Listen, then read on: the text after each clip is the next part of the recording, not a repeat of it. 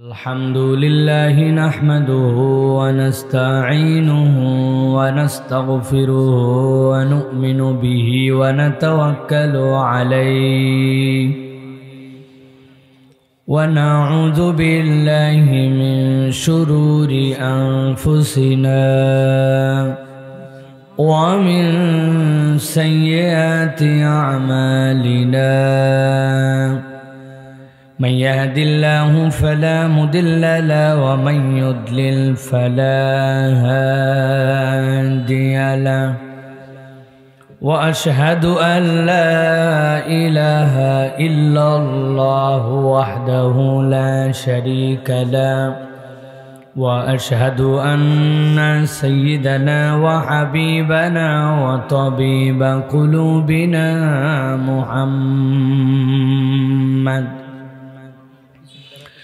الذي أرسله بالحق بشيرا ونذيرا وداعيا إلى الله بإذنه وسراجا منيرا فقد قال الله سبحانه وتعالى في كلامه المجيد وفي فرقان الحميد أعوذ بالله من الشيطان الرجيم بسم الله الرحمن الرحيم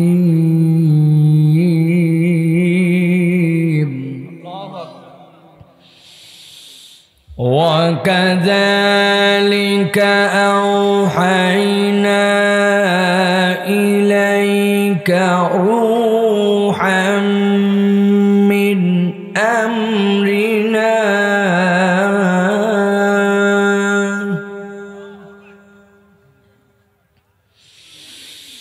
ما كنت تدري ما الكتاب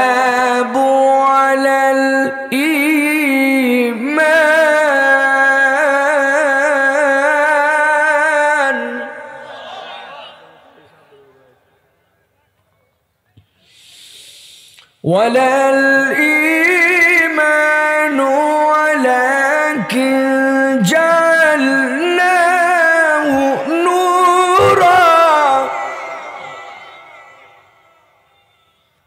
نورا نهدي به من نشاء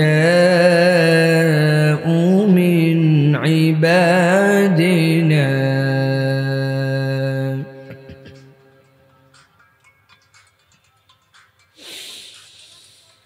نهدي به من نشاء من عبادنا وإنك لتهدي إلى صراط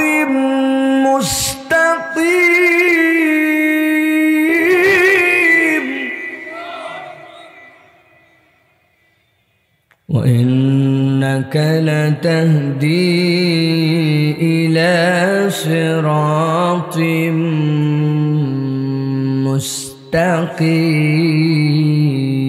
مستقيم وقال الله سبحانه وتعالى آمرا ومخبرا إن الله وملائكته يصلون على النبي يا أيها الذين آمنوا صلوا عليه وسلموا تسليما اللهم صل على محمد وعلى آل محمد كما صليت على إبراهيم وعلى آل إبراهيم إنك حميد مجيد اللهم بارك على محمد وعلى آل محمد كما باركت على إبراهيم وعلى آل إبراهيم إنك حميد مجيد الحمد لله আজকের এই মনিজা বেগম মহিলা মাদ্রাসার উদ্যোগে মানিকদি জামতলা ইটের ভাটা সংলগ্ন শিবপুর নরসিংদীর তৃতীয় বার্ষিক ইসলামী মহাসম্মেলনের সুযোগ্য সম্মানিত সভাপতি বীর মুক্তিযোদ্ধা জনাব আলহাজ আব্দুল বাসেত সাহেব, আজকের উদ্বোধক জনাব মোহাম্মদ আলী আকবর রাসেল সাহেব, আজকের সম্মানিত প্রধান অতিথি জনাব আলহাজ মঞ্জুর এলাহি সাহেব, প্রধান পৃষ্ঠপোষক জনাব আলহাজ শামসুল আলম সাহেব। আজকের এই মোবারক মাহফিলে কথা বলেছেন হযরত মাওলানা মুফতি আশরাফ আলী যুক্তিশাহী, হযরত মাওলানা আনোয়ার হোসেন যুক্তিবাদী এবং মাওলানা নাসির উদ্দিন সরকার। আমাদের পরে কথা বলবেন ইনশাআল্লাহ হযরত মাওলানা ইউসুফ বিন এনাম শিবপুরি সাহেব। আজকে মঞ্চ উপবিষ্ট বিভিন্ন পর্যায়ের গণ্যমান্য ব্যক্তিবর্গ, আশপাশের আমাদের সম্মানিত ভাই ব্রাদারগণ, আমার ইয়াংরা, স্নেহের ছোটরা, আলাদা প্যান্ডেল থেকে শুনছেন মা এবং বোনেরা, সকলকে একবার সালাম দিয়েছি। আরও একবার আপনাদের কাছে দোয়া পাওয়া এবং করার আশায় সালাম নিবেদন করি। আসসালামু আলাইকুম ওয়া রাহমাতুল্লাহ। আপনারা কেমন আছেন ভাই? ভালো আছেন আপনারা? এই শীতের মধ্যেও আল্লাহ রাব্বুল আলামিনের কোরআন শোনার জন্য আপনারা চলে এসেছেন, ময়দানে বসে পড়েছেন। বলেন তো, যারা এসে এখানে বসতে পারলো আর যারা বসতে পারলো না, এই দুই দল কি এক? একটু চিৎকার করে বুঝে শুনে উত্তর দিতে হবে, এই দুই দল কি এক? আল্লাহ রাব্বুল আলামিন তার কোরআনুল কারীমের মধ্যে বলছেন, হে নবী, আপনি দুনিয়ার মানুষের কাছে জানাই দেন, কুল হাল ইয়াস্তাউিল্লাযীনা ইয়ালামুনা ওয়াল্লাযীনা লা ইয়ালামুন, এই দুনিয়াতে যারা জানে আর যারা জানে না, এই দুই দল কি এক? এখন আপনাদের কাছে জিজ্ঞাসা হবে, হুজুর জানার না জানার মানে কি? একজন বিরাট বড় অ্যাপ্লাইড কেমিস্ট, একজন বায়োটেকনোলজিস্ট, একজন জেনেটিক ইঞ্জিনিয়ারিংয়ে হাই ডক্টরেট করা, একজন মহা আইন বিশেষজ্ঞ অ্যাডভোকেট, একজন ব্যারিস্টার, দুনিয়ার এরকম জ্ঞানও জানে অনেক আছে, যারা কোনো একটা জাহাজের শব্দ কেবল কানে শুনে বলতে পারে যে এই জাহাজের প্রবলেম আছে কি না আছে। এই রকম লোক কেউ জাহাজের মেরিন ইঞ্জিনিয়ার হিসেবে পোষে। দুনিয়ায় গণিত বিশেষজ্ঞ, দুনিয়াতে মহাকাশ বিশেষজ্ঞ, দুনিয়াতে ফিজিক্স বিশেষজ্ঞ, কেমিস্ট বিশেষজ্ঞ আছে কি না? তাহলে একজন বিখ্যাত কেমিস্ট বিশেষজ্ঞ উনি বলবেন, কুল হাল ইয়াস্তাউিল্লাযীনা ইয়ালামুনা ওয়াল্লাযীনা লা ইয়ালামুন, যে জানে আর যে জানে না, তার মানে যেই বেটা ওই জ্ঞান জানে আর যেই বেটা জানে না, এই দুই দলকে সমান। আল্লাহকে এই উদ্দেশ্যে এখানে জিজ্ঞাসা করেছেন। এই জানার মানে কি? এই জানার মানে হচ্ছে, হে রসুল, আপনি জিজ্ঞাসা করেন যে আল্লাহকে চিনে, ইসলাম চেনে, কোরআন চেনে, আল্লাহ রসুলকে চেনে, তথা ইমান চেনে। ইমান যে চেনে আর ইমান যে চেনে না, এই দুই দল কি এক? আমি আমার ভাষায় বলি, কোরআন হাদিসের আলোকে পৃথিবীতে পার্টি হচ্ছে দুইটা। কয়টা? একটা পার্টির নাম হচ্ছে অজ্ঞান পার্টি, আর একটা পার্টির নাম হচ্ছে সজ্ঞান পার্টি। বুঝে থাকলে বলেন পার্টি কয়টা? না বুঝে থাকলে উত্তর দিবেন না। বুঝে থাকলে বলেন পার্টি কয়টা? দুটো। একটা পার্টির নাম অজ্ঞান পার্টি, আরেকটা পার্টির নাম, আপনাদের এলাকায় বলবেন হুজুর আমরা অজ্ঞান পার্টি চিনি, ঠিক না ভাই? পকেটের মধ্যে মলম রেখে, যেখানে বড় বড় হাট বাজার ওইগুলাতে সিস্টেম করে অজ্ঞান বানায় পকেট মারে মানুষের সাইজ করে দেয়, এরা হচ্ছে অজ্ঞান পার্টি, ঠিক কি না? ঠিক? জি না, হুজুর যা বলে তার সাথে ঠিক বলেন না।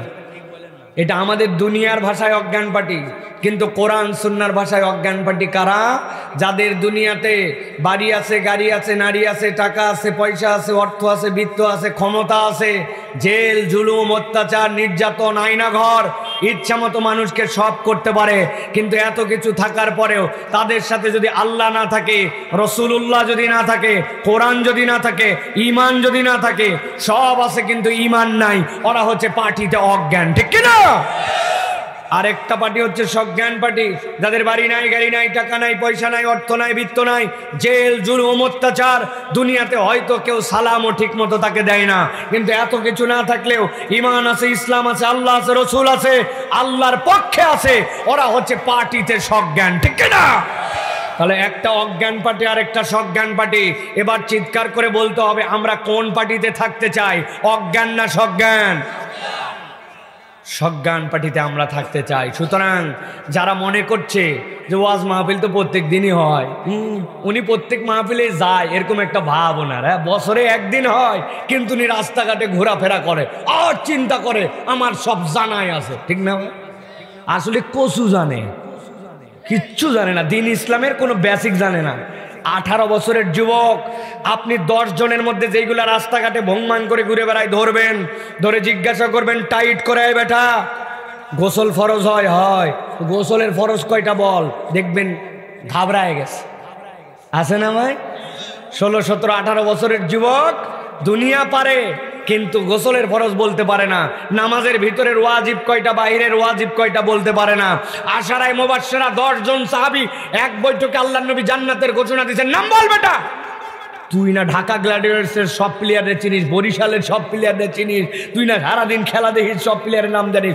আল্লাহর দেওয়া 10 জন সাহাবী এক বৈঠকে যারা জান্নাত পেয়েছিল তার নাম বলো, বলতে পারে না। ঠিক না? রাস্তায় তুমি ঘুরে বেড়াও না, উঠানি মারাও, তুমি বিরাট এক কেটস পরছো, জিন্স পরছো, হাতের মধ্যে মোবাইল পাইছো আর চিন্তা করছো হা আমাকে ধরে কে, হা হা করে ঘুরে বেড়াচ্ছে। গোসলের ফরজ জিজ্ঞাসা করলে বলে 3টা। কি কি? কয় লুঙ্গি, বদনা, গামছা। গোসলের ফরজে কয়টা? তাও যে বলছে তাই তো বেশি। এই জন্য বলবো প্রিয় ভাইয়েরা, কোরআনের মাহফিল এটা আল্লাহ রাব্বুল আলামিনের পছন্দীয় হালাকা। এই মাহফিলে আসা সকলের নসিবে জোটে না। ঠিক কি না? আল্লাহ রাব্বুল আলামিন বলছেন এই কোরআন যে তুমি শোনার জন্য আসবে, এই কোরআন তোমাকে কি দিচ্ছে? আমার জন্য নয়। আল্লাহ রাব্বুল আমিন নবীজি সাল্লাল্লাহু আলাইহি ওয়াসাল্লামকে বলছেন ওয়া কাযালিকা আওহাইনা ইলাইকা রূহাম মিন আমরিনা। আমি রব্বুল আমিন এই কোরআনকে অথেন্টিক সোর্সে আপনার কাছে দিয়েছি, এমন একজন বিশ্বস্ত ফেরেশতার মাধ্যমে দিয়েছি যেই ফেরেশতাকে আকৃতিতে আমার নবী পর্যন্ত মাত্র 2 বার দেখেছিলেন। এত বিশাল, এত ব্যাপ্তিতার, উনার পাখা সবগুলা খুলতে হয় নাই। আল্লাহ নবী গারে হেরার মধ্যে ছিলেন আর জিবরাইল আমিন আরাফাতের দিকে। সেই জায়গায় যখন কেবল কয়েকটা পাখা খুলেছেন, সেই না মাত্র সূর্য তার পিছনে পড়ে গেছে। আল্লাহ রাব্বুল আমিন এত বৃহৎ এক সৃষ্টি, এমন বিশ্বস্ত সৃষ্টি আল্লাহ জিবরাইল আমিন। আল্লাহ বলছেন ওই জিবরাইলের মাধ্যমে আপনার কাছে আমি কোরআনটাকে দান করেছি আপনাকে। আল্লাহ রাব্বুল আমিন বলছেন যেই কোরআন আপনাকে দিলাম, হে আমার হাবিব আপনাকে আমি জানাচ্ছি মা কুনতা তাদরি মাল কিতাবু ওয়ালাল ঈমান। এর আগ পর্যন্ত আপনি ওই গারে হেরার মধ্যে বসেছিলেন, বসে বসে চিন্তা করেছেন 1 বছর 2 বছর নয়, 15 বছর ধরে এই জাতিকে কেমনে অসভ্যতা থেকে মুক্ত করা যায়, নারীদেরকে কেমনে মুক্তি দেওয়া যায়, কেমনে খানায় খাবার মূর্তির পূজা বন্ধ করা যায়, এতিমের মাল তারা খেয়ে ফেলে, এতিমের সম্পদগুলা কেমনে ফেরত দেওয়া যায়। ওয়াইদাল মাউদাতু সুইলাত বিআইয়ি যামবিন কুতিলাত। মায়ের পেটের থেকে হওয়ার পরে ছোট্ট ছোট্ট কন্যা শিশুকে হত্যা করে ফেলতো। এই কন্যা শিশু হত্যা করা কেমনে বন্ধ করা যায়, কেমনে তারা ছোট্টখাটো ঘটনা নিয়ে যুদ্ধ করতো 100 বছর, এই যুদ্ধগুলো কেমনে বন্ধ করা যায়। আল্লাহ নবী 1 বছর 2 বছর নয় 15 বছর ভাবছেন। কয় বছর? কোনো সমাধান নাই। আল্লাহ নবী শুধু ভেবেই যান, ভেবেই যান। আল্লাহ বলতেছেন মা কুনতা তাদরি মাল কিতাবু ওয়ালাল ঈমান। ও আমার হাবিব, আপনার কাছে কিতাব এবং ঈমানের ব্যাপারে সুস্পষ্ট ধারণা ছিল না, বরং আমি রব্বুল আমিন আপনাকে আল্লাহর পক্ষ থেকে একটা নিয়ামত দিলাম। ওয়ালাকিন জাআলনাহু নূরা। আপনাকে আমি আমার পক্ষ থেকে হেদায়েত আল্লাহ রব্বুল আলামিন আপনাকে দান করলাম। আল্লাহ বলছেন হেদায়েত দিয়ে তোমার কি হবে? নাহদি বিহি মান নাশাউ মিন ইবাদিনা ওয়া ইন্নাকা লাতাহদি ইলা সিরাতিম মুস্তাকিম। আমার আল্লাহ বলছেন আমি ওই আলো দিয়া যাকে ইচ্ছা তাকে আমার বান্দার মধ্যে থেকে আমি হেদায়েত দিয়ে দিতে পারি। জিজ্ঞাসা করব 2টা প্রশ্ন, বুঝে থাকলে উত্তর দেন। হেদায়েত দাতা, হেদায়েতের মালিক কে? ওই হেদায়েত যাকে ইচ্ছা তাকে কে দিতে পারেন? ওই হেদায়েত দেওয়ার জন্য আল্লাহ রাব্বুল আলামিন বলছেন আমি আপনাকে ঈমান চিনালাম, আমি আপনাকে কিতাব দিলাম। আমার কথা নয়, মুফাসসিরদের কথা। তাফসীর ইবনে আশুর, তাফসীরে কাবীর, তাফসীরে তাবারি, আপনার বাড়ির কাছে মসজিদে যাই খুলে দেখবেন তাফসীরে মারিফুল কোরআন, মুফতি মুহাম্মদ শাফি রাহমাতুল্লাহি আলাইহি লেখা সূরা সূরা থেকে আমি বলছি 52 নম্বর আয়াত, যে দেখবেন আল্লাহ রাব্বুল আলামিন খাস করেছেন নবী থাকবেন না, নবী চলে যাবেন, কিন্তু নবীর দাওয়াত নিয়ে যুগ যুগ ধরে কিয়ামত পর্যন্ত ওয়ারাসাতুল আম্বিয়া থাকবেন। কিন্তু ওয়ারাসাতুল আম্বিয়া থাকলেও তাদের কাছে হেদায়েতের প্রকৃত গ্রন্থ কোরআন আল্লাহ অবিকৃতভাবে রাখবেন। ওই কোরআন থাকার কারণে আর আমার নবীর সুন্নাহ থাকার কারণে দাঈর কথায় মানুষ হেদায়েতের রাস্তায় আসবে। অতএব মূল আকর গ্রন্থ হচ্ছে কোরআন। কোরআনের সাথে সম্পর্ক আছে যার, হেদায়েতের রাস্তা খোলা আছে তার, ঠিক কি না? কোরআনের সাথে সম্পর্ক নাই, হেদায়েত আপনার সাথে নাই, এটা কথা ক্লিয়ার। এখন ভাবতে পারেন এই কোরআন প্রকৃতার্থে আমাদেরকে কি জন্য আসলো, কোরআন আমাদেরকে কি দিতে আসলো, ভালো করে বোঝেন। আল্লাহ রাব্বুল আলামিন বলছেন এই কোরআন তোমাদেরকে পরাজিত করতে আসে নাই, এই কোরআন তোমাদেরকে বিজয়ী বানানোর জন্য আসে। সুবহানাল্লাহ, আসতে বলেন। কোরআন আমাদেরকে কি করতে আসছে? বিজয় দিতে আসছে। এখন আপনি চিন্তা করবেন হুজুর সারা দুনিয়ায় তো মুসলমানরা খালি মায়ের খায়, ঠিক কি না? সব জায়গায় দেখি মায়ের খায়। আপনার দৃষ্টিভঙ্গি আর আল্লাহ রাব্বুল আলামিনের দেখার যে দৃষ্টিভঙ্গি, আমাদেরকে এই দুই চোখ আপনার এক নয়। আমরা আমাদের চোখে দেখি মুসলমান মার খায়, মুসলমান মরে যায়, কিন্তু আমার রব দেখেন যে আমার বান্দা, যেই বান্দাটা মারা যায় ও আসলে মারা যায় না, ও চিরদিনের জন্য জীবিত হয়ে যায়। ওরা আমাকে মারে ঠিক, কিন্তু আমাকে মারতে পারে না। আল্লাহ বলছেন আমি আমার বান্দাকে শহীদ হিসাবে কবুল করি। সুবহানাল্লাহ। দুনিয়ার থেকে একজন মানুষ কবরে যাবে, যাওয়ার পরে তার জন্য হিসাব হবে। যখন বিচারের দিনে উঠবে তখন চারভাবে বান্দাকে উঠতে হবে, হয়তো বিনা হিসাবে জান্নাত, অথবা বিনা হিসাবে জাহান্নাম, অথবা হিসাব করার পর জান্নাত, অথবা হিসাব করার পরে জাহান্নাম। কিন্তু আমার নবী বলছেন একটা শ্রেণী হবে এক্সেপশনাল। দুনিয়ার বুকে যদি তাদের ঋণ না থাকে, মানুষের সাথে লেনদেনের যদি সমস্যা না থাকে, আর সে যদি আল্লাহর কাছে শহীদ হিসাবে বিবেচিত হয়, শহীদের কোনো গোসল নাই, শহীদের জন্য কোনো অন্য ব্যবস্থাপনা নাই, যেই অবস্থায় আছে ওই অবস্থাতেই ওই শহীদকে কবর দেওয়া হবে। আর আল্লাহর কাছে বিনা হিসাবে ওই শহীদ জান্নাতের মধ্যে ঢুকে যাবে। সুবহানাল্লাহ। আমার আল্লাহ রাব্বুল আলামিন বলছেন, ভালো করে খেয়াল করেন, বাল নাকযিফু বিল হাক্কি আলাল বাতিল ফায়াদমাগু ফাইদা হুয়া যাহিক ওয়া লাকুমুল ওয়াইলু মিম্মা তাসিফুন।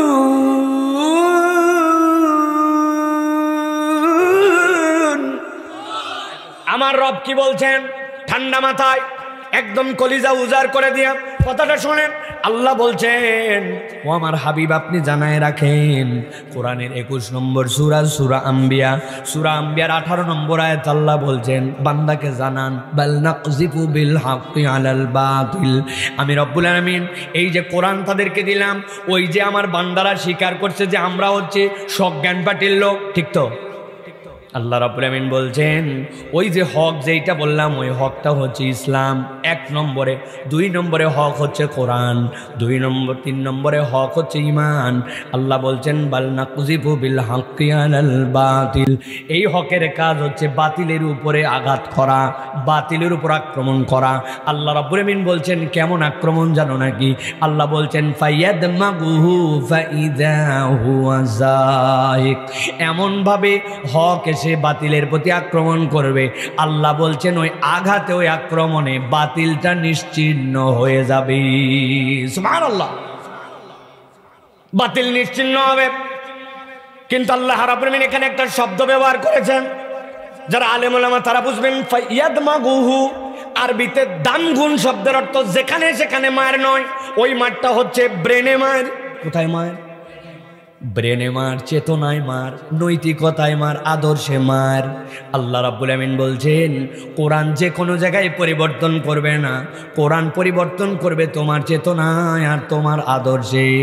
আদর্শে পরিবর্তন না হইলে সোনার বাংলা বানানোর স্বপ্ন কিয়ামত পর্যন্ত স্বপ্নই রয়ে যাবে। এর আগ পর্যন্ত ছিল চোর, 10-15 বছর আগে যেগুলো ছিল চোর, বিগত 10-15 বছরে একটাও আর চোর থাকে না, এগুলো হয়েছে ডাকাত। কি কথা বলেন না কেন? একটা মানুষের কয় টাকা লাগে জীবনে? কয় টাকা লাগে? 1 কোটি, 2 কোটি, 5 কোটি টাকার আগে দুর্নীতি হয়েছে। এক ব্যক্তি 57,000 কোটি টাকা মারে খাইছে। আপনার তো মাথা আউলায় যাওয়ার কথা, ঠিক কিনা? পুরা বাংলাদেশের বাজেট এক সময় 57,000 কোটি টাকা হতো না, আর এক দরবেশ 57,000 কোটি টাকা খাইয়া ফেলাইছে। আপনি একটু বোঝার চেষ্টা করেন।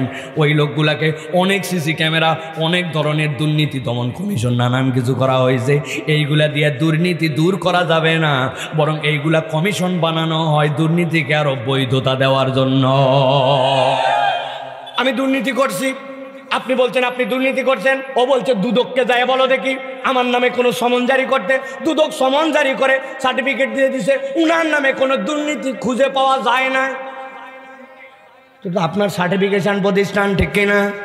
অথচ আমরা দেখেছি এইটা। কেন এই কথা বলছি? কোরআন আমাকে বলতে বলতেছে, তাই বলতেছে। আল্লাহ বলছেন ফায়াদমাগু ফাইযা হুয়া যাহিক। ছোট্ট একটা উদাহরণ দেই, তাহলে আপনাদের কাছে ক্লিয়ার হবে। আপনাদের এই এলাকায় মানিকদি নাকি ভাই, 2 ছেলে বিকালবেলা গন্ডগোল লাগাইছে।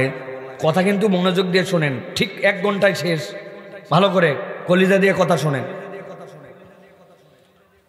2 ছেলে গন্ডগোল লাগাইছে বিকালবেলা।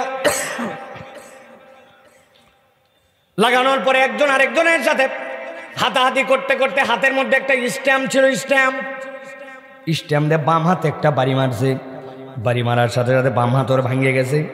হাসপাতালে নিয়ে চলে গেছে, সাথে সাথে কিশোরগঞ্জ অথবা এইদিকে নিয়ে চলে গেছে। তার জন্য যাওয়ার পরে হাসপাতালে ডাক্তার এক্সরে করে প্লাস্টার করে দিছি। দেওয়ার পরে বলছে আজকে রাত্রে অন্তত থেকে যেতে হবে। কেন? বলতেছে আগামীকালকে এক্সরে করে দেখতে হবে আপনার এটার ফিনিশিং আর ফিটিংটা ঠিক হয়েছে কিনা, না হলে বড় বিপদ। এই জন্য আজকের জন্য আপনাকে হাসপাতালে থাকা লাগবে। রাত্রেবেলা ওই ছেলে যেই না অজ্ঞানের যে ইঞ্জেকশন ওইটা ছুটে গেছে, তখন ব্যথায় তো পাগলের মতো চিৎকারের ঠালায় নার্স ডাক্তারের সাথে যোগাযোগ করে ইঞ্জেকশন একটা ব্যথার ম্যানেজ করে ইঞ্জেকশন দিয়েছে।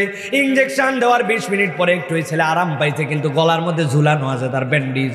হাসপাতালে শুয়ে শুয়ে ভাবতেছে আল্লাহ আমাকে ঠিক করে দেখে একবার খালি আমি মানিক দিতে ফেরত যাই। আল্লাহ যদি বাঁচায় রাখে, যে বেটা আমার 1 হাত ভাঙছ, 2 হাত না ভাঙলে আমি বাপের বেটা না। চিন্তা করতে পারবে কিনা? আরেকজন গন্ডগোল লাগার পরে পা একটা ভেঙে গেছে তার। কিশোরগঞ্জ হাসপাতাল বলছে এখানে হবে না, সরাসরি নিয়ে চলে যান। কোথায় যেতে হবে? ঢাকা পঙ্গু হাসপাতালে নিয়ে যাওয়ার পরে প্লাস্টার, ব্যান্ডেজ, অপারেশন করার পরে 5 ইঞ্চি 2টা ইট দিয়া টানা দিয়া ঝুলাই দিয়েছে। অনেক সময় পা ভাঙলে টানা দেওয়া লাগে, দেখছেন নি আপনারা? ওই ছেলে রাত্রেবেলা শুয়ে আছে, হঠাৎ করে যখন ব্যথা বেড়ে গেছে একটা ইঞ্জেকশন দিয়ে দিচ্ছে তার জন্য, ব্যথানাশক ইঞ্জেকশন দেওয়ার পরে এখন একটু যেই না আরাম পাইছে, হাসপাতালে শুয়ে শুয়ে 2 পা দিয়ে ভাবতেছি আল্লাহ আমারে যদি একবার ঠিক করে, আর যদি আমি নরসিংদীতে একবার ব্যাক করতে পারি, তাহলে আল্লাহ বাঁচালে যে বেটা আমার 1 পা ভাঙছে, ওর 1 পা, ওর বাপের 1 পা, ওর চাচার 1 পা না ভাঙলে আমি বাপের বেটা না। এরকম ভাবতে পারে কিনা? বুঝে বলেন আপনারা। কিন্তু গন্ডগোল লাগাইছে 2 জন। লাগার পরে একজনের হাতের মধ্যে ছিল একটা বাটাম, ওই বাটাম দিয়ে লাগাইছে ব্রেনের মধ্যে 1 বাড়ি। যেই না বাড়ি দিয়েছে সাথে সাথে অজ্ঞান হয়েছে। এরপরে বাড়ি দিয়ে হাত ভাঙছে, পা ভাঙছে, হাসপাতালে ভর্তি, হাত ব্যান্ডেজ, পা ব্যান্ডেজ, কিন্তু জ্ঞান নাই, হুঁশ নাই। এবার বুঝে থাকলে বলেন, যেই বাটার হাত ভাঙ্গা, পা ভাঙ্গা, কিন্তু হুঁশ নাই, ওই লোক কি দেশে ফেরার পরে কার হাত ভাঙবে, কার পা ভাঙবে, হাসপাতালে শুয়ে শুয়ে চিন্তা করার যোগ্যতা আছে? আমার আল্লাহ রাব্বুল বলছে বাল নাকযিবু বিল হাক্কি আলাল বাতিল ফায়াদমাগুহু ফাইযা হুয়া যাহিক ওয়া লাকুমুল ওয়াইলু মিম্মা তাসিফুন। এই দুনিয়ার মানুষ ভালো করে বোঝো, কোরআনের পরিবর্তন যে কোনো জায়গায় হবে না। কোরআনের দিয়ে আপনার পরিবর্তন হবে আপনার চেতনায়, আপনার ব্রেনে, আপনার দেমাগে, আপনার আদর্শে, আপনার নৈতিকতায়। একটা বান্দাকে যদি আদর্শ দিয়ে পরিবর্তন করা যায়, আল্লাহ বলছেন বাতিল সেখান থেকে নিবে চিরবিদায়। কিন্তু আদর্শে পরিবর্তন না হলে তোমার মলম লাগানোর জায়গা ভুল, বৃথা, ঠিক না? আপনি ভুল জায়গায় মলম লাগাচ্ছেন। অ্যাক্সিডেন্ট করছে, আম গাছ থেকে পড়ে ডাক্তারের কাছে গেছে, পা গেছে ফুলে। ডাক্তার বলছে আপনাকে ওষুধ দিলাম আর এই মলমটাও দিলাম, যেখানে লাগছে ওখানে লাগাবেন। 3 দিন পরে পা এত মোটা, ভ্যানে করে আসছে ডাক্তারের কাছে। ডাক্তার মলম একটা লাগাতে বলছেন, প্রতিদিন 3টা করে লাগায়, ও কাম হয় নাই। বলছে দেখি মলম কোথায় লাগাইছেন? বলছে তাহলে তো আমার সাথে আপনাকে যাওয়া লাগবে। বলছে না, আপনি আসছেন আমার সামনে হাজির, আবার আপনাকে যাওয়া লাগবে কেন? বলে আপনি না বলছেন যেখানে ব্যথা পাইছেন ওখানে লাগাবেন, আমি তো আম গাছ থেকে পরে শিকড়ে ব্যথা পাইছিল, ওই শিকড়ের উপরে মলম লাগাচ্ছে। বুঝে থাকলে বলেন, ও যদি ভুল বুঝে শিকড়ে মলম দেয় কাজ হবে? কাজ হবে? এখন আপনি উপরে উপরে খালি মলম দিচ্ছেন, দুর্নীতিকে না বলুন, সন্ত্রাসকে না বলুন, আপনি খালি না বলতেছেন, ওর মধ্যেই ভূত আছে, আপনি তাড়াবেন কে দিয়ে? ঠিক কিনা? কিয়ামত পর্যন্ত চেঞ্জ হবে না। চেঞ্জ হতে হবে দেমাগে, অন্তরে, আদর্শে, নৈতিকতায়। নৈতিকতায় পরিবর্তন না হলে কখনো মানুষের পরিবর্তন সম্ভব নয়। ঠিক কিনা? আহারে কি সুন্দর করে বড় বড় কনসার্ট আয়োজন করে, মাদক বিরোধী কনসার্ট। যেটা বিড়িখোর ছিল ওটা গাঁজাখোর হয়। ও বলছে দোস্ত, যে মিউজিক ডিস্টি ডিস্টি ডিস্টি ডিস্টি ফিলিংস আসে না বিড়িতে, বলছে মাল আনছি থাম, তুই বিড়ির ভিতরে জিনিস বার কর। ও বিড়ির ভিতরে মাল বার করছে, ও পকেটের থেকে পুরিয়া বার করে কুচকুচ করে কাটে ওর মধ্যে ঢুকায়া বলছে এক টানেতে যেমন তেমন, 2 টানেতে রাজা, নরসিংদী অঞ্চলে উহার নাম গাঁজা। আগে ছিল বিড়িখোর, এখন কনসার্টে যায় হয়েছে গাঁজাখোর। কথা বলেন। ওনারা বলতেছে ওইখান থেকে নাকি মাদক বিরোধী কনসার্ট প্রজেক্ট নিছে, দুর্নীতিকে না বলুন। বাজেট 10 কোটি। কি করতে হবে? প্রত্যেক জেলায় জেলায় একটা করে মিটিং করতে হবে, বিভিন্ন জায়গায় স্টিকার লাগাতে হবে। 10 কোটি টাকার যে স্টিকার লাগানোর প্রজেক্ট, 8.5 কোটি টাকা দুর্নীতি হয়েছে। আপনি কোথায় মলম দিচ্ছেন? এই জন্য বলবো প্রিয় ভাইয়েরা, এই কোরআনের মাহফিল, এইগুলা থেকে আপনার আমার জীবন পরিবর্তনের জন্য অনেক এলিমেন্টস আছে। আমরা যদি নিতে চাই, রব্বুল আলামিন আমাদেরকে দেওয়ার জন্য রেডি আছেন। ঠিক কিনা? আল্লাহকে আপনাকে আমাকে জাহান্নামে নেওয়ার জন্য সৃষ্টি করছে? জি না, রব্বুল আলামিন আপনাকে আমাকে ক্ষমা করে দেওয়ার জন্য সৃষ্টি করছে। সুবহানাল্লাহ বলেন। কিন্তু আমরা ক্ষমা নিতে রাজি নাই, আমরা ক্ষমা নিতে রাজি নাই। আল্লাহ রাব্বুল আলামিন আমাদেরকে তার বান্দা হিসাবে ক্ষমা করে দিতে চান, কিন্তু আমরা ক্ষমা নিতে রাজি নাই। দেনে ওয়ালা তৈয়ার হে, লেনে ওয়ালা হি নেই। দেওয়ার লোক রেডি, কিন্তু যে নিবে সে তো রেডি না। আমি মনে করছি যে অটোমেটিক সব হয়ে যাবে, অটোমেটিক এটা হয় না। আল্লাহ রাব্বুল আলামিনের কাছে নিজেকে নিবেদিত করতে হয়। ঠিক কিনা? হযরত ইব্রাহিম আলাইহিস সালাম বলছিলেন না আল্লাহ আপনি মুসলমান হন, উনি বলছেন আমি মুসলমান হব। আমি তো আল্লাহ গাছের উপরে কুঠার দিয়ে এখন আমি কাটতেছি, রব্বুল আলামিন এখন গাছ। আল্লাহ রাব্বুল আলামিন কি বলেছিলেন? ওই জায়গাতে আপনি মুসলমান হন, প্রথম কি করবেন? আপনি খতনা করেন। ইব্রাহিম আলাইহিস সালাম ওই ব্যক্তি যিনি নিজের খতনা নিজে করেছেন ওই গাছের উপরে কুঠার দিয়া। ইব্রাহিম আলাইহিস সালাম তিনি বলছেন আমি আল্লাহর কাছে আজকে নিবেদিত হয়ে গেলাম। আল্লাহ রাব্বুল আলামিন এই জন্যই বলেছেন হুয়া সাম্মাকুমুল মুসলিমুন, তোমাদেরকে উনি মুসলমান বলছেন, উনি এমনি এমনি আমাদের পিতা হন নাই। ঠিক কিনা? এটা ভুয়া পিতা না, এটা আসল পিতা। ভালো করে বুঝে নিয়েন। আল্লাহ রাব্বুল আলামিন আমাদেরকে বোঝার তৌফিক দান করুক, বলেন আল্লাহুম্মা আমিন। প্রিয় ভাইয়েরা, আমরা আজকে কোরআনুল কারীম থেকে কিছু কথা শুনতে চাই। রাজি আছেন তো আপনারা? এই জন্য আমি আপনাদের কাছে ছোট্ট একটু বিষয়ে সংক্ষিপ্ত সময়ে নির্ধারিত একটু কিছু কথা বলতে চাই। আপনারা রাজি ইনশাআল্লাহ?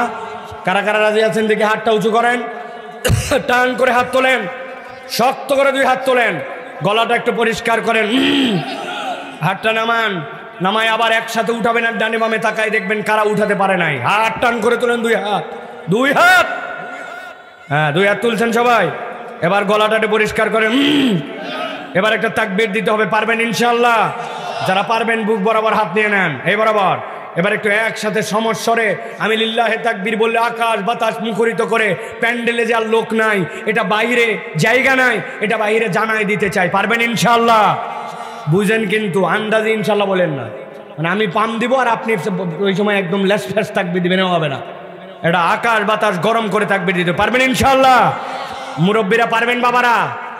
ঠিক আছে, দেখি লিল্লাহে তাকবীর বললে হাত কোন দিকে যাবে? উপরে না এইদিকে? এইদিকে না, উপর দিকে। রেডি সবাই? দেখি এবার ইনশাআল্লাহ দেখি পারি কিনা। লিল্লাহে তাকবীর, আল্লাহু আকবার, লিল্লাহে তাকবীর, আল কোরআনের আলো, আল হাদিসের আলো, তোমার নেতা আমার নেতা, তোমার নেতা আমার নেতা, আলেম ওলামা যেখানে, আল্লাহর আইন যেখানে, লিল্লাহে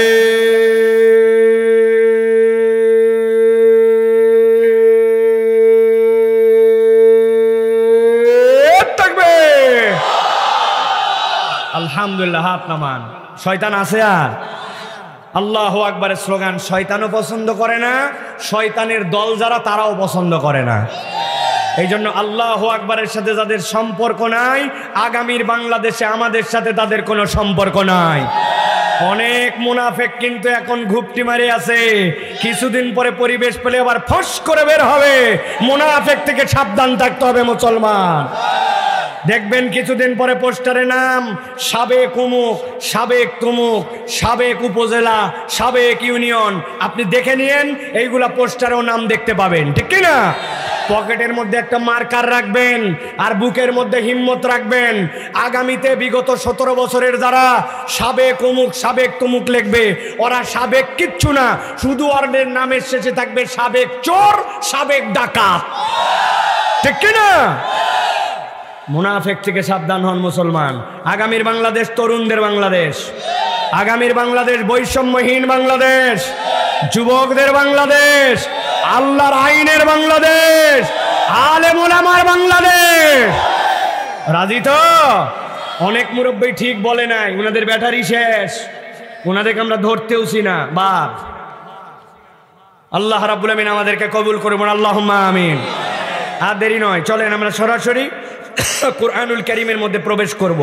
সংক্ষিপ্ত সময়ে, আমার নির্ধারিত সময় আমার জানায় দেওয়া আছে যে আমি এখানে কোন পর্যন্ত থাকবো, ভাইরা জানেন। এই জন্য প্রিয় ভাইরা, ভালো করে ঠান্ডা মাথায় এই কথাগুলি আমরা শোনার জন্য চেষ্টা করি। বিতাড়িত শয়তান থেকে আশ্রয় প্রার্থনা করে দূরে এখনো যারা মনে করতেছেন দাঁড়ায় দাঁড়ায় শুনতেছি, আপনারা দূরে না থেকে প্যান্ডেলে আছেন। সকলে আমার সাথে শয়তানকে ধ্বংসের নিয়তে আল্লাহর শেখানো বাক্যে আমরা সকলে একসাথে পড়ি। আউযু বিল্লাহি মিনাশ শাইতানির রাজিম।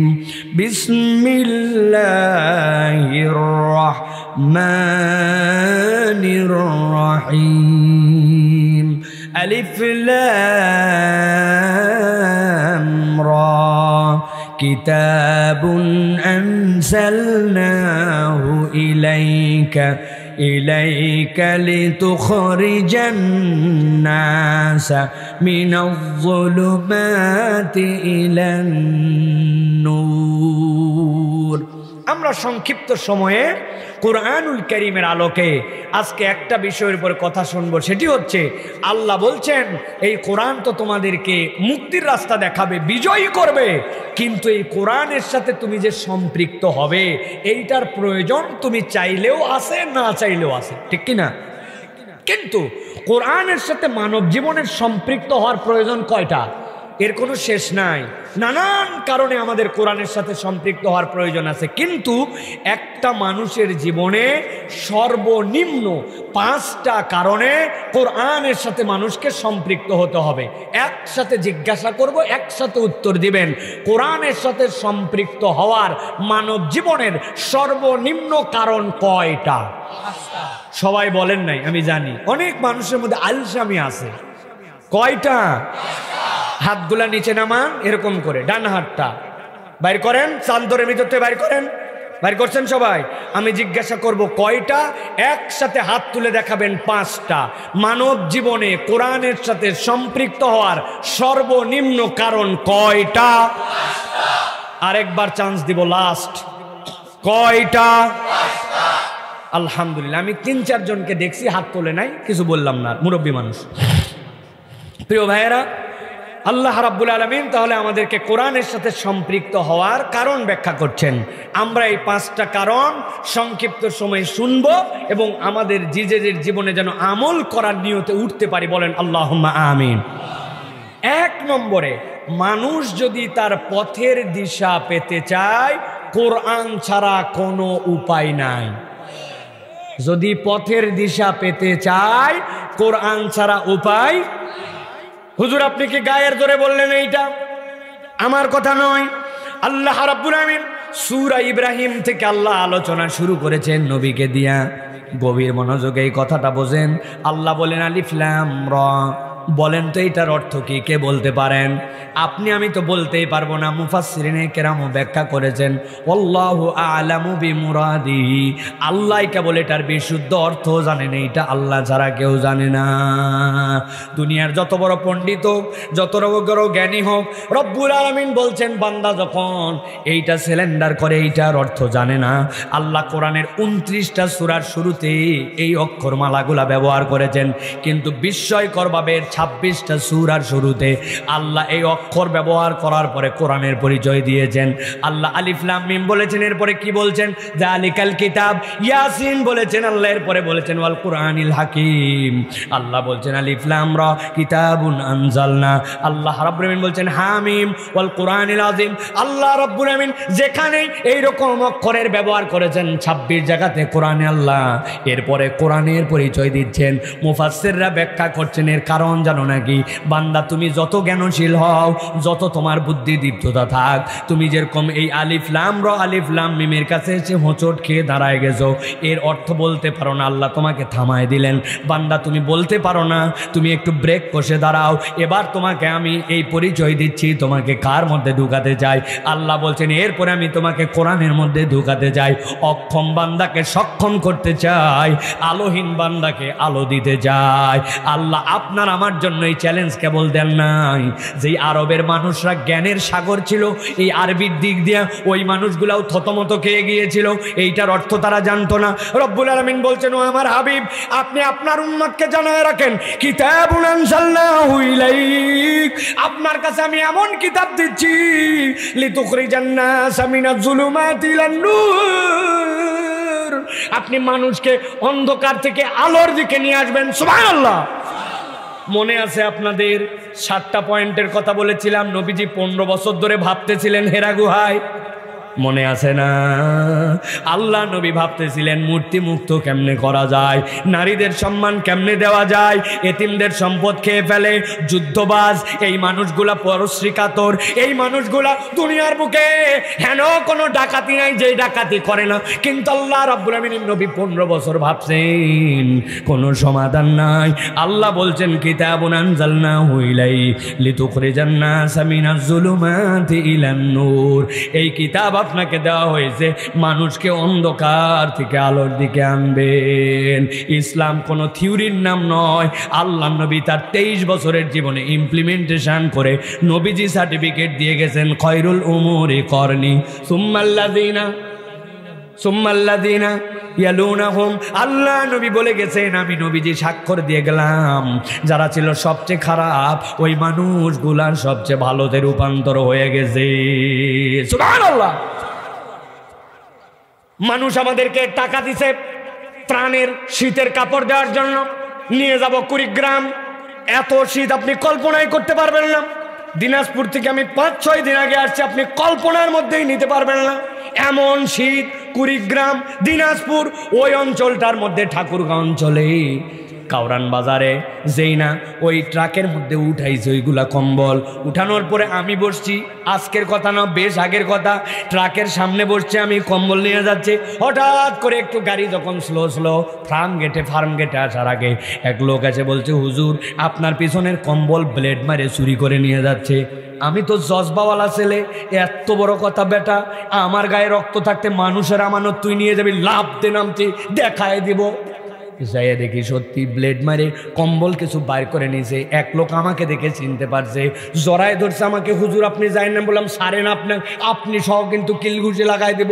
বলছে হুজুর ঠান্ডা হন, 10টা সেকেন্ড আমার কথা শোনেন। যেই লোক কম্বল ব্লেড মারে নিয়ে গেছে, আপনি কি মনে করছেন ব্লেডটা ফালায় বা জমা দিয়ে গেছে? আপনি 5 কম্বলের জন্য যাচ্ছেন, কিন্তু যাওয়ার পরে এরপরে কম্বলে মারবে না, ডাইরেক্ট আপনার পেটে ব্লেড মারবে। ঠান্ডা হন।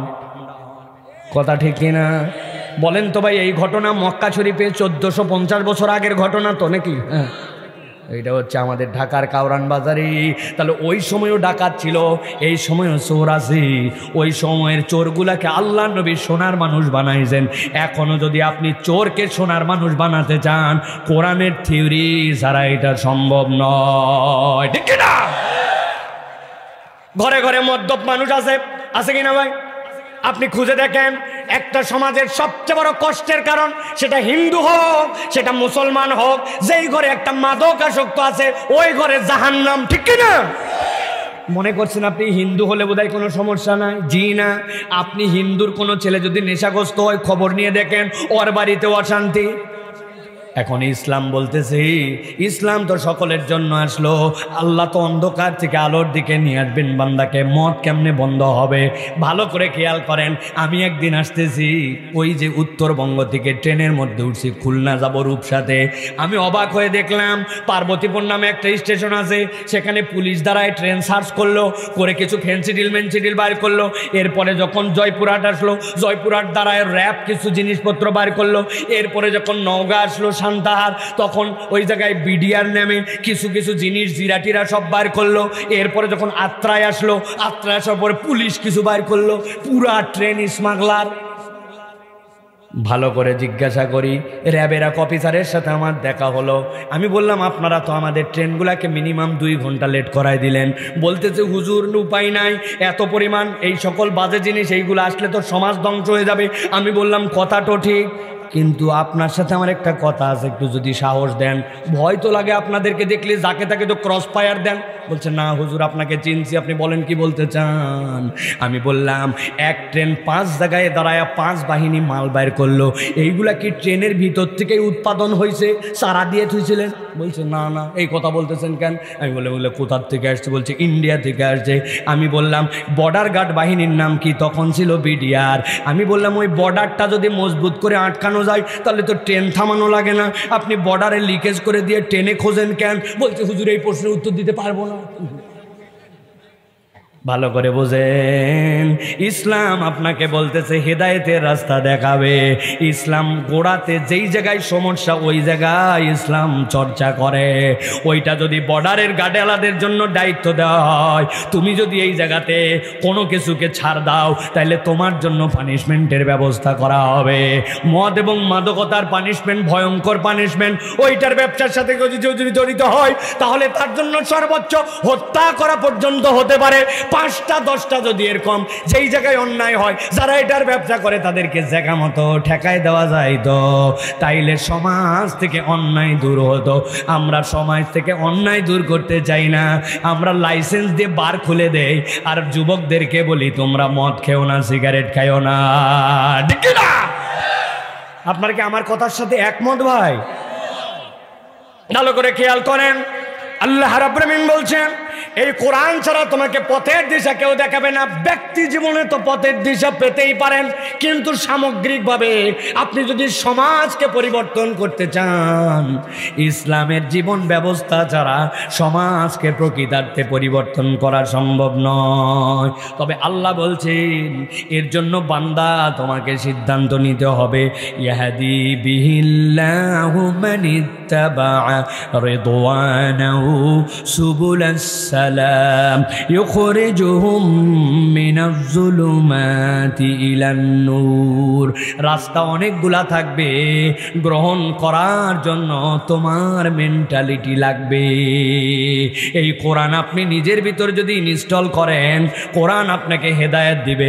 আর আপনি যদি ইনস্টল না করে আপনি থিওরির মতো রেখে দেন, ওই কোরআন আপনাকে উপকার দিবে না, ঠিক না? না বুঝে ঠিক বলছেন। আমি ছোট্ট একটা কথা বলে আপনাকে একটু বুঝাই, তাহলে আপনি বুঝবেন ঠিক কিবা ঠিক। আমি একবার মাহফিলে যাচ্ছি, ঢাকা থেকে ঝিনাইদহ মধ্যে পদ্মা সেতু, মানিকগঞ্জ পার হওয়ার পরে পদ্মা সেতু দিয়ে পার হওয়া লাগে দৌলদিয়া পাটুরিয়া ঘাট, নাম শুনছেন আপনারা? আমি যেই না গেছি, যাওয়ার পরে আসরের ওয়াক্ত হয় অবস্থা, আমার আসরের নামাজে কাজা হয় কিনা এই টেনশানে দ্রুত যেই আমার গাড়ি কেবল ফেরির মধ্যে উঠছে, গাড়ির থেকে লাফ দেন আমি ফেরির ছাদে চলে গেছি। ফেরির ছাদে নামাজের ব্যবস্থা করা থাকে, দেখছেন ফেরি আপনারা? যাই ফেরিতে কেবল উঠছি, উঠার পরে মোবাইলটা বের করলাম, মোবাইলটা বের করে যেই না দেখি যে আমার মোবাইলে দেখি তো কেবলা কোন দিকে। আস্তে করে দেখছি, দেখার পরে দেখি এই যে আপনাদের কেবলা যেরকম এই দিকে, ঠিক না? সাথে সাথে আমি পূর্ব পশ্চিম উত্তর দক্ষিণ ঠিক করে নিয়ে আমি নামাজে দাঁড়াইছি। 2 রাকাত নামাজ শেষ। যেই না নামাজ শেষ, পাশে দেখি এক মুরব্বী বসে আছে, আমার দিকে হাউমাউ করে তাও একবার। একটা মানুষ যদি একটা মানুষের দিকে অপরিচিত বারবার তাকায় থাকে, বিব্রত লাগে, ঠিক না? আমি সে চাচাকে সালাম দিতে, আসসালামু আলাইকুম চাচা, কি বিষয় বলেন তো? বলছে বাবা তুমি অবাক করে দিছো। বললাম কি অবাক করলাম? বলছে তোমার আগে আমি এই জায়গায় নামাজ পড়ার জন্য উঠছিলাম, দেখতেছ হয়তো এখনো বসে আছি। উঠার পরে আমি দিক চিনি না, একজনকে বললাম কেবলা কোন দিক? এই দিক। চিন্তা করলাম এই দিক কেবলা না। আরেকজনের কাছে জিজ্ঞাসা করলাম কেবলা কোন দিক? ও বললো মুরব্বী এই দিক। কি রে? একজন বলে এদিক, একজন এদিক। চিন্তা করলাম, এরপরে একজনের সাথে বলছে 2 জনের মাঝ বরাবর ওই দিকে নামাজ পড়ে নিয়েছি। কিন্তু অবাক হয়ে দেখলাম তুমি আসার পরে কাউকে জিজ্ঞাসা নাই, যেদিকে আমি নামাজ পড়ছি ওই দিকে নামাজ পড়ে নিলে ব্যাপার কি? আমি বললাম চাচা এটা কোনো ব্যাপার হলো নাকি? আমার মোবাইলের মধ্যে কম্পাস আছে, ওই কম্পাসের মধ্যে দিকদর্শন আছে, কোন দিক ওইটা উত্তর দক্ষিণ হচ্ছে কম্পাসের চম্বুকের ধর্ম, এর বিপরীত হচ্ছে পূর্ব পশ্চিম। আমরা যেহেতু কাবার পূর্ব দিকে, এই জন্য আমরা পশ্চিম দিক ফিরায় নামাজ পড়ি। আমরা পশ্চিম দিকে পড়ি না, কেবলার দিকটা আমাদের পশ্চিম। ওইটা বাইর করছে আর নামাজ পড়ছে। বলছি হায় হায়, তাহলে তো বিরাট ব্যাপার। আমিও তো সারাদিন সফর করি, আমার একটুখানি ব্যবস্থা করে দেওয়া যাবে নাকি? আমি চিন্তা করলাম এটাই সুযোগ, আমি তার কম্পাসটা ফিট করে দিব মোবাইলে। সারা জীবন যত নামাজ পড়বে দেখবে আমার একটা সওয়াব হবে। আর দাল্লু আলাল খাইরি কাফাইলি।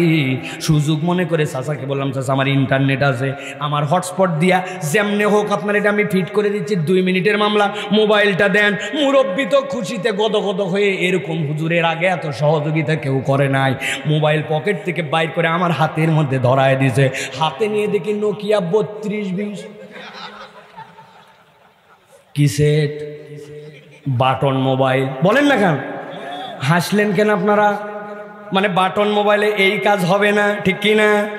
গুগল প্লে স্টোর নাই, আই স্টোর নাই, এই জন্য আপনি চাইলেও কিছু নামায়া ইনস্টল করতে পারবেন না, ঠিক না? ভালো করে বোঝেন।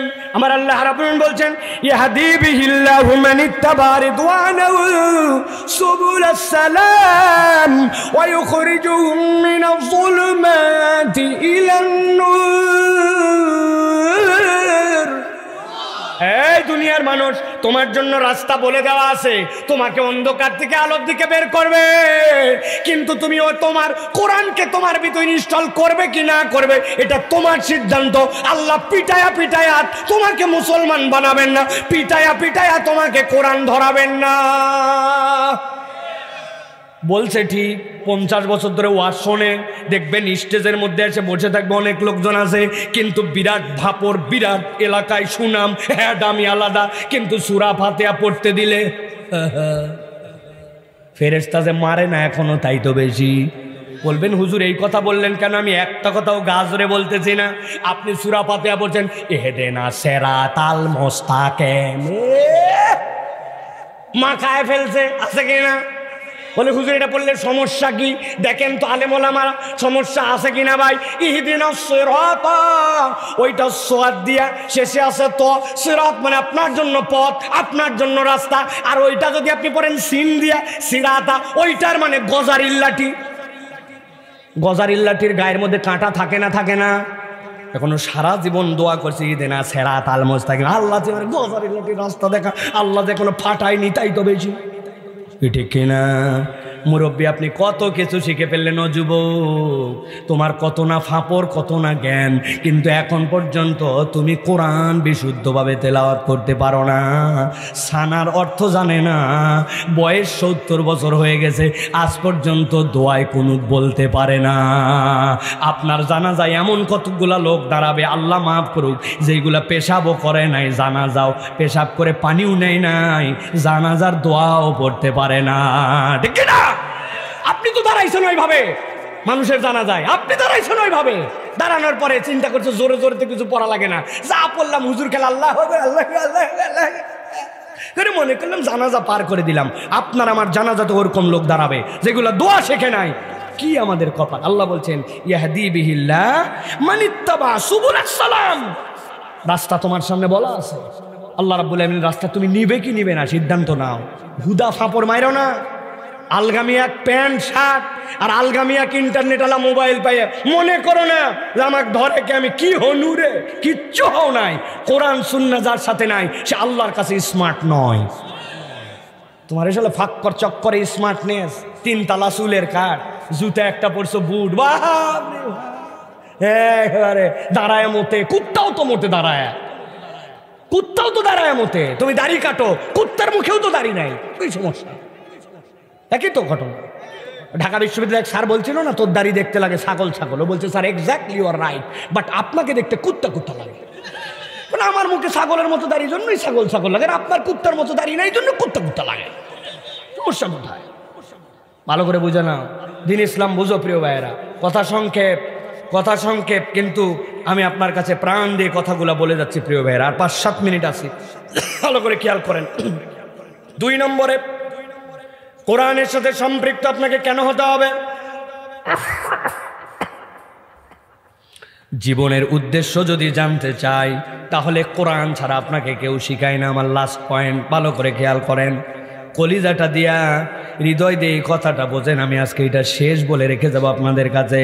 জীবনের উদ্দেশ্য যদি জানতে চাই তাহলে কোরআনুল কারীম ছাড়া উপায় নাই। একবার আল্লাহর জন্য সন্তুষ্ট হয়ে বলেন সুবহানাল্লাহ।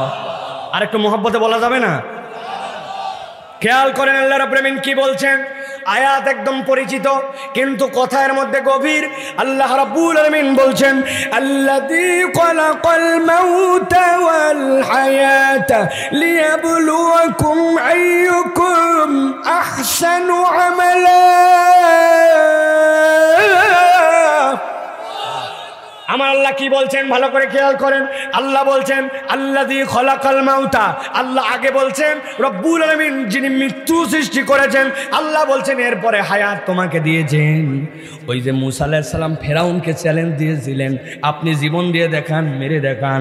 ফেরাউন বলছে এটা 1-2, একটা যাবজ্জীবন প্রাপ্ত আসামি, ওইটাকে ধরে নিয়ে আসছে। নিয়ে আসার পরে বলছে তোকে মুক্ত করে দিলাম। আরেকটা কেবল ধরা হয়েছে, এখনো কোন কেসে ধরা হয়নি জানা যায় নাই। ওকে নিয়ে আসার পরে এক কপে কাল্লার থেকে ধরা আলাদা করে দিয়েছে। মূসা আলাইহিস সালাম বলছেন দারুণ ব্যাপার তো, আপনি জীবনও দেন, আপনি মারেনও, তবে অল্প একটু আর বাকি আছে, আপনার প্রতি ঈমান আনা আনা ভাব। বলছে কি কোন জায়গায় তোমাকে আবার বাদ দিল? জীবনও দিলাম মারলাম, বাদ কোথায়? বলে কেবল যে এইটার ধরের থেকে কাল্লা আলাদা করে সামনে ফেলাইছেন, কিচ্ছু করতে হবে না, আপনার সামনেই তো পড়ে আছে। ওইটাকে আবার একটু জোড়া দিয়ে খালি আপনাকে বলতে বলেন আনা রব্বুকুমুল আলা। মুখে মুখে কথা বলে বেয়াদব কোথাকার আছে না? যখন যুক্তি দিতে পারে না তখন হুজুরদের উপরে চটে যায়, আছে না? পাওয়ার দেখায় তখন হুজুরদেরকে ফাঁসাতে চায়, মিথ্যা মামলা দিয়ে গ্রেফতার করতে চায়, অন্যায়ভাবে ফাঁসির কাজটা ঝুলাতে চায়। আল্লাহ দেখাইছে যে বান্দা জেনে রাখো অন্যায়ের একটা চূড়ান্ত সীমা আছে।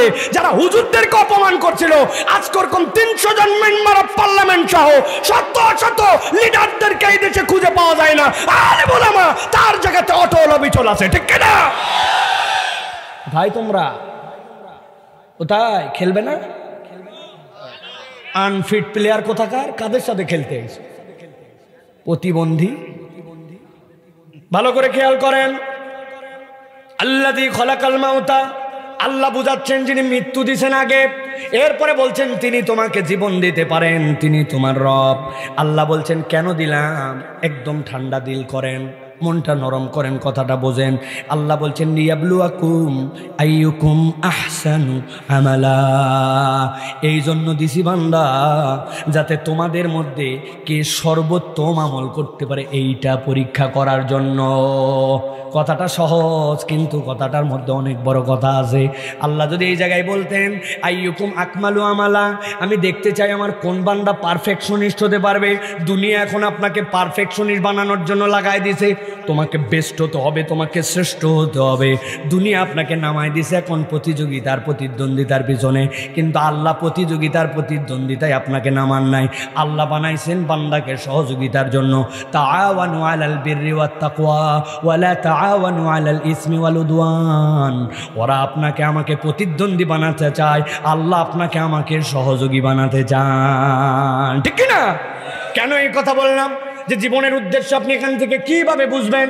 আপনি ভালো করে এখানে যদি কেউ থাকেন হাত তুলবেন, আমি আপনাকে কমসে কম 1000 টাকা পুরস্কার দিয়া, কপালে চুমু দিয়া আপনার দোয়া নিয়ে আমি যাব। হুজুর, জীবনে আমার এরকম 10টা রাকাত নামাজ আছে, যেই নামাজে আমার কোনো দিক মন ছুটাছুটি করে নাই। আল্লাহর কাছে আমি বলে দিছি এই নামাজ কবুল না করলে হবে না, এইরকম করে আমি 10 রাকাত নামাজ পড়ছি। আসিনি ভাই? আপনারা বলবেন হুজুর এত ফাঁপড় না দিয়ে আপনি তো বিরাট ডায়লগ মারতেছেন, আপনার কি অবস্থা? কি হুজুর আপনাদের আগে ফেল, আমার এরকম নামাজ নাই যেটা আল্লাহকে বলবো কবুল করাই লাগবে, এরকম রোজা নাই, এরকম উমরা নাই, এরকম তাওয়াফ নাই। এখন আল্লাহ যদি বলেন যেইটা পারফেক্ট হয় নাই ওইটা আমি বান্দার থেকে নিব না, তাহলে আমরা সবাই ফেঁসে যাব। আল্লাহ বলছেন জীবনের উদ্দেশ্য বুঝ বান্দা, উদ্দেশ্য বুঝ। আমি আল্লাহ তোকে বলেছি লিয়াবলুয়াকুম আইয়ুকুম আহসানু আমালা। বান্দা দাঁড়ায় গেছে নামাজের মধ্যে, মন চলে গেছে অন্যদিকে, কিন্তু বান্দা মন অন্যদিকে রাখে না, আবার ফেরত নিয়ে আসছে নামাজের মধ্যে, আবার চলে গেছে মন, আবার ফেরত নিয়ে আসছে। খানিকক্ষণ পরে নবীজির শেখানো তরিকায় ওই নামাজের মধ্যেই বুক ফিরাই নাই, মুখটা একটু বাম দিকে নিছে, নেওয়ার পরে আউযু বিল্লাহি মিনাশ শাইতানির রাজিম পরে 3বার বামের দিকে ইশারা করছে যাতে আল্লাহর জন্য আমার মনোযোগ থাকে। এরপরে বান্দা নামাজ বাদ দেয় নাই, চেষ্টার পরে চেষ্টা করে গেছে।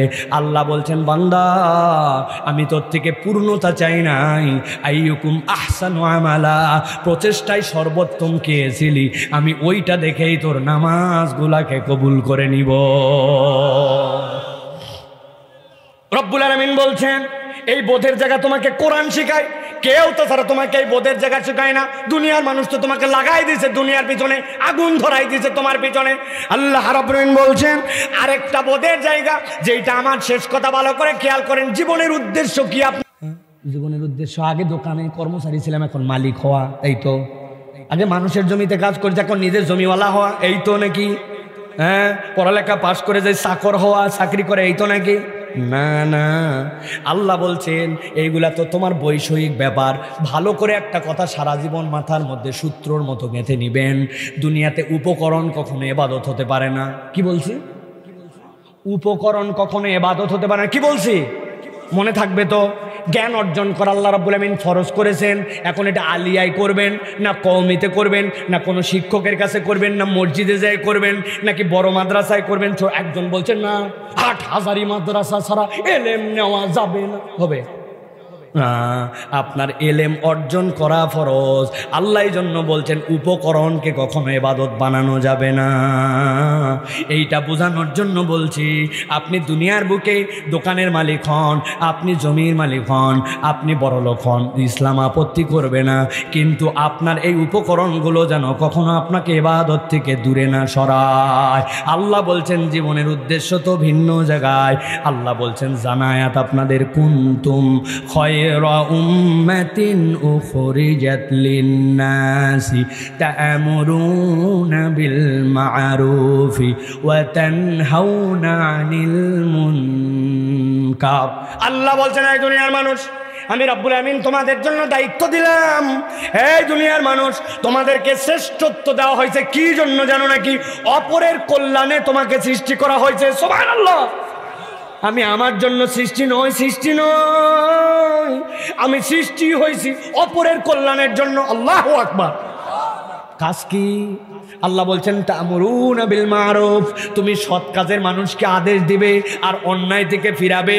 এই দায়িত্ব হুজুর সাহেবের, আমাদের সভাপতি সেক্রেটারি সাহেবের, অতিথিদের, মাদ্রাসার বড় ইমাম সাহেবের, প্রত্যেকের। আপনি যদি উম্মতে মুহাম্মাদি হন, আল্লাহ বলছেন আল্লাহ তোমাকে দায়িত্ব দিলেন। আর এই দুই কাজ যার জীবনে নাই, ওই মানুষ জীবনের উদ্দেশ্য বুঝতে পারে নাই, আর আল্লাহর কাছে শ্রেষ্ঠত্বের মানদণ্ডে উন্নীত হতে পারবে না। এলাকার মাতব্বর ছোট ছোট ভাইদেরকে বিড়ি খায়, কিন্তু নিষেধ করতে পারে না। কেন পারে না? যেই বেটা নিষেধ করবোই তো গাঁজাখোর, ঠিক কি না? ও আপনাকে মানা করবে কেমনে? যেই বেটা অন্যায় করে, অন্যায় ঠেকাতে পারে না। আর আমরা যদি মনে করি না নিজে বাঁচলে বাপের নাম, তাইলে সমাজের রন্দে রন্দে পছন্দ ধরে যাবে। নিজে বাঁচলে বাপের নাম, এইটা ইসলামের সূত্র নয়, এইটা শয়তানি মতবাদ, ঠিক না? আপনাকে সৎ কাজের আদেশ করতে হবে, অন্যায় থেকে ফিরাতে হবে। অন্যায় ফিরানোর লেভেল আছে 3টা। আল্লাহ নবী সাল্লাল্লাহু আলাইহি সাল্লাম বলেছেন, মান রাআ মিনকুম মুনকারান ফালিয়াতাগায়্যারু বিয়াদিহি ফাইল্লাম ইয়াস্তাতি ফাবিলিসানিহি ফাইল্লাম ইয়াস্তাতি বিকলবিহি যালিকা আযাফুল ঈমান। আয় বান্দা, তুমি যদি অন্যায় দেখো, প্রথমে তোমার শক্তি, এরপরে তোমার জবান, তারপরে তোমার অন্তর, ঠিক না? বলছেন তো জোরে করে ঠিক, কিন্তু কামের বেলা তো পুরো উল্টা। যা হয়েছে হয়েছে, আস্তাগফিরুল্লাহ আস্তাগফিরুল্লাহ, আমি এই কাজ পছন্দ করি না, আগেই গেছি আস্তাগফিরুল্লাহ। কোন রকম সৎ কাজের আদেশ পাওয়ার দেখানো নাই, আগের থেকে আসছি আস্তাগফিরুল্লাহ, প্রথমে আস্তাগফিরুল্লাহ, ঠিক না? যদি প্রথমে আস্তাগফিরুল্লাহ হয় তাহলে কি অবস্থা হবে? জীবনের উদ্দেশ্য কোরআন কেমনে বোঝাচ্ছে এইটা উদাহরণ দিয়ে আমার কথা শেষ, ভালো করে মনে রাখেন। মসজিদের সামনে ইমাম সাহেব দেখে ফজরের নামাজের পর 3টা ধাপ দিয়ে ওঠা লাগে, মধ্যের ধাপে এটা কুত্তা মরে গেছে। কি মরছে বললেন না যে? কুত্তা মরে গেছে, কুত্তা মরে গায়েতে গন্ধ বেরোচ্ছে, হালকা হালকা মাছি লাগছে, গরমের দিন। ইমাম সাহেব তো চিন্তা করছে, হায় হায় কুত্তা মরার আর জায়গা পেল না। কুত্তার উপর দিয়ে ড্যাঙ্গায় ড্যাঙ্গায় ভিতরে ঢুকছে। ঢুকানোর পরে ফজরের নামাজের পরে বলছে মুসল্লিরা বসবেন, নামাজের পরে বাকি নামাজের পর কুত্তা সরানোর জন্য দোয়া হবে। কি হবে? ফজরের পরে হুজুর দোয়া করছে, রাব্বুল আলামিন এত মুসল্লি ফজরে আসছে, আল্লাহ কত ডিস্টার্ব, আল্লাহ মসজিদের সিঁড়ির মধ্যে কুত্তা মরে গেছে, মেহেরবানি করে তুমি কুত্তা সরাও। ফজরের ভিআইপি মুসল্লিদেরকে দোয়া করে শেষ। ওই দিন আবার সরা রোদ, দুপুর হতে হতে কুত্তার পেট ফুলে একটু ফুটা হয়ে গেছে। জোহরের সময় যারা আসছে তারা দেখে কুত্তা তো সরেই নাই, উল্টায় এমন গন্ধ, নাক চাপে ধরে সবাই আস্তাগফিরুল্লাহ বলছে, আর মসজিদের আস্তাগফিরুল্লাহ আস্তাগফিরুল্লাহ। ইমাম সাহেব চিন্তা করছে দোয়ায় কাজ হয় নাই, কারণ ফজরের দোয়ায় তাবারক ছিল না। বলছে আসরের সময় সকলে আসবেন, কুত্তা সরানোর জন্য বিরিয়ানি দিয়ে দোয়া হবে। আসরের সময় যদি বিরিয়ানি দিয়ে কুত্তা সরানোর জন্য দোয়া করে, আল্লাহ এতগুলা মুসল্লি সকলে মিলে আমরা দোয়া করতে, আল্লাহ তুমি কুত্তা সরাও। একদিন যাওয়ার পরে মসজিদে ঢোকায় বন্ধ হয়ে যেতে পারে, ঠিক না? দায়িত্ব কি আপনার? তাহলে যেই বেটা ওটা সরাই দিতে পারবে সভাপতিকে জানান, এলাকার কাউন্সিলরকে জানাবে, যার ক্ষমতা চলবে বেটা তাড়াতাড়ি মসজিদের সামনে থেকে এই কুত্তা সরাও মেথর পাঠাও। তাছাড়া কিন্তু তোমার খবর আছে, যার ওইটা বলার সেইটা বলবে, যার এইটা জানানোর সভাপতি সেক্রেটারিকে কাউন্সিলরকে সেইটা জানাবে, আর যার কিচ্ছু বলার নাই সেইগুলোর সাথে নৈতিক সমর্থন দিবে। আপনি কোনো কিছু না সরায়া আস্তাগফিরুল্লাহ গন্ধ, আস্তাগফিরুল্লাহ গন্ধ, একদিন পরে মসজিদে ঢোকা বন্ধ। এই জন্য আপনাকে তবাকাত বুঝতে হবে, এইটা জীবনের উদ্দেশ্য। সমাজকে সুন্দর করতে হলে আপনাকে সৎ কাজের আদেশ আর অন্যায় থেকে ফিরাতে হবে। মনে মনে ঘৃণা করি এইটা প্রথম নয়, এটা সবার শেষে, ঠিক না? এই জন্য প্রিয় ভাইয়েরা আমাদেরকে অ্যাক্টিভ হতে হবে। এই হাদিসের আরো ব্যাখ্যা আছে, আচ্ছা বলেই দিয়ে যাই এইটুকু। এই যে শেষ স্তর যেটা, যে একদম অন্তরের ঘৃণা, ওটার মানে কি? মানে আমরা অন্তরে ঘৃণা করলাম? জি না, ওইটার ব্যাখ্যা পড়ে দেখেন, হাদিসের ব্যাখ্যা। অন্তরের ঘৃণা, আপনি তো মুখে বলতে পারেন না, আবার ক্ষমতা দেখাতে পারেন, আপনিও না, আপনি আচ্ছা আমরা সবাই আস্তাগফিরুল্লাহ পাঠি, ভাই আমিও আস্তাগফিরুল্লাহ, আপনিও আস্তাগফিরুল্লাহ, 5 জন আস্তাগফিরুল্লাহ পাঠি এক হয়েছে যে আমরা আস্তে করে মুখটার দিয়ে কথা বলা শুরু করছে। ভাই আপনারা তাহলে মুখে বলার লোক, ক্ষমতায় নাই, কারা কারা কারা?